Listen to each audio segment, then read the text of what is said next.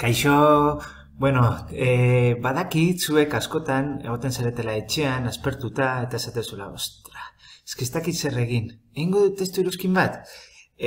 Oso divertigarriak dira testu iruzkinak, eta ez duzu egiten ez dakizuelako nola egin. Hemendik aurrera ez duzu arazo hori izango. Azalduko dizuet, selektibitaterako testu iruzkinak nola egin. Goazen ba.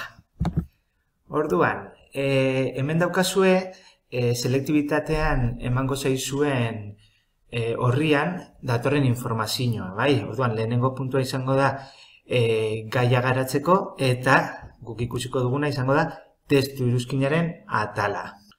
Orduan, iruzkin egin aurretik, zer egingo dugu? Lehenik eta ben, irakurketa orokor bat.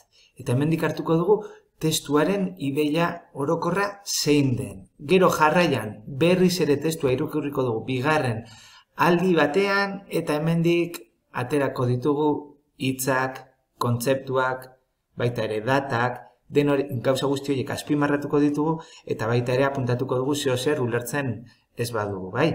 Eta gero azkenik aterako ditugu oinarrizko ideiak, edo ideia nagusiak zeintzuk diren, bai? Gero, ja hasiko garenean testuarekin, lehenengo atala, testuaren kokapena, testu mota, eta hemen banatuko dugu hirutan, lehenengo, jatorriaren arabera, nolakoak izan daitezke testuak, lehen mailakoak edo bigarren mailakoak. Hori bai, gauzatxo bat, pista bat emango dizuet, selektibitaterako egingo dituzuen testu guztiak lehen mailakoak dira. Noiz da testu bat lehen mailakoa, ze beti justifikatu zazue hau ondo gelditzen dela. Esan, lehen mailakoa da, zergatik. Dagoelako idatzita gertatu den momentuan, garaikoa delako. Aldiz, bigarren mailakoak, gertaera gertatu, baino urte batzuk beranduago idatzita daude. Orduan, zuek dituzuen testu liburuak adibidez, bigarren mailako iturriak dira. Gero, izaeraren arabera, eta hemen dituzue, 5 mota ezberdin. Alde batetik, juridikoak, horrelakoak bai agertzen direla, adibidez legeak direnean, dekretuak direnean, itunak, konstituzioak ere ikusi ditugula, adibidez lehenengo testu iruzkina, 12ko konstituzioa, orduan, juridikoa, bai? Gero, zirkustantziala, hau noiz izango da, historiako protagonista batek idatzi edo esandako adierazpenak direnean, baita ere, prentsako berri batzuk, prentsakoak ez dira agertzen adibidez selektibitatean, autobiografiak, gutunak direnean, gutun pertsonalak, norbaitek idatzitakoak, edo norbaiten memoriak, eta alakoak zirkustantzialak, adierazten dutelako lekukotasuna. Bale, literarioak, hemen badago testu bat literarioa denean, hau izango da narratiboa denean, lan literarioa denean, edo baita ere izan daitezke ere, kasetaritza testuak. Dokumentalik, hau selektibitatean ez dago, baina existitzen dira. Normalean izaten direnean estatistikoak, kontratuak, erroldak, eta abar. Eta historiografikoa, hau izango da bigarren mailakoa denean, historialari batek aztertzen dituenean gertaera horiek. Eta azkenik, aztertu behar ditugu edukiaren arabera. Azkenean, politikoa noiz izango da? Politikaren inguruan hitz egiten duenean edo gobernuaren inguruko kontuez ari denean. Demografikoa, biztanleriaren inguruan hitz egiten ari denean. Soziala, gizartea nolakoa den azaltzen duen testu batean, adibidez.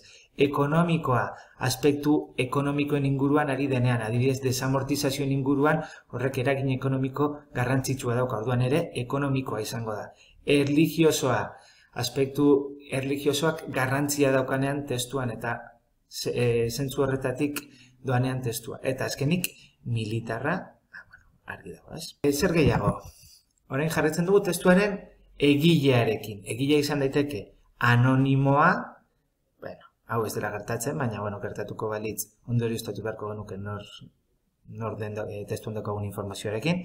Gero, individuala, egile ezagun bat bada, eta beraien inguruan dakiguna idatziko dugu era labur batean, eta kolektiboa izango da, pertsona multzo batek egiten duenean. Hau adibidez, konstituzio bat denean edo, gorteek onartzen dutela, eta askotan egiten dira egilea izaten da pertsona talde bat, bai?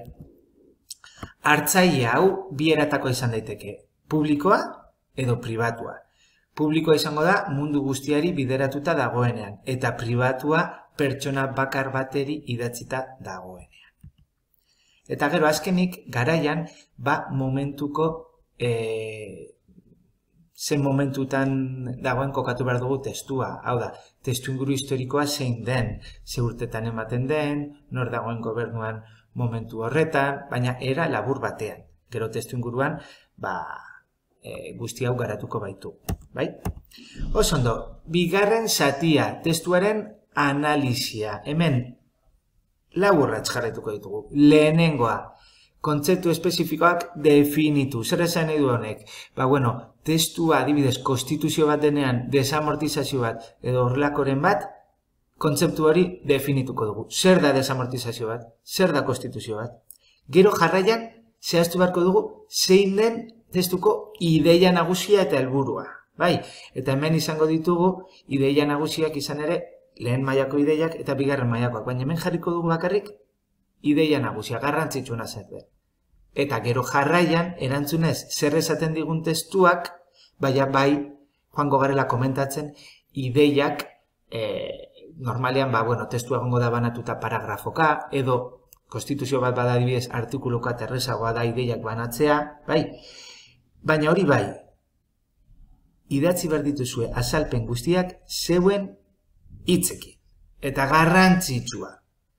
Izan behar da objektiboa, ez arete hasi behar zeuen iritzia ematen testuaren inguruan. Eta testutik ideiaren bat literalki hartzen baduzue beti kakotxen artean jarri. Hirugarren zatia, testu ingurua, hau da garrantzitsuena, zerratik, gehien balio duena delako, bai? Eta honetan, kokatu behar dituzue, testuan dauden ideia horiek erlazionaturik testu inguruarekin, bai? Bale, lehenik eta behin, guazen hau egituratzea. Aurrekariak, era labur batean. Eta hauek erlazionatu gero testuko ideiekin. Eta gero ja, sakondu behar duzue gaiaren inguruan, bota behar duzue txapa guztia. Baina kontuz, begiratu noiz idatzita dagoen testua, eta orduan, sartze dituzue aurrekariak, noiz arte, testua idatzita dagoen urtera arte. Izan ere, horren ostean dagoen guztia, joango da hurrengo atalean, ondorioetan, bai? Eta ondorioetan, baloratu behar duzue testuak historian ze garrantzi izan duen, hau da, zergatik den garrantzitsua testu hau, eta gero, ze eragin daukan hurrengo urteetan, ondorioak zeintzuk diren. Orduan, hemen ja bai, sartuko duzuela, testu hori idatzi ondoren, hau da, ondorengo urteetan, ze gauza gertatzen diren. Orduan, zuek teoria ikasita dukasunez, badakizue ondoren ze gertatuko den, gauza guzti hauek, atal honetan sartzen dituzue. Bueno, espero dut, bideo honen bitartez, testu iruzkinak nola egiten diren argitu izana. Orain ja, etxean ez zarete aspertuko, badaukazuelana, animo!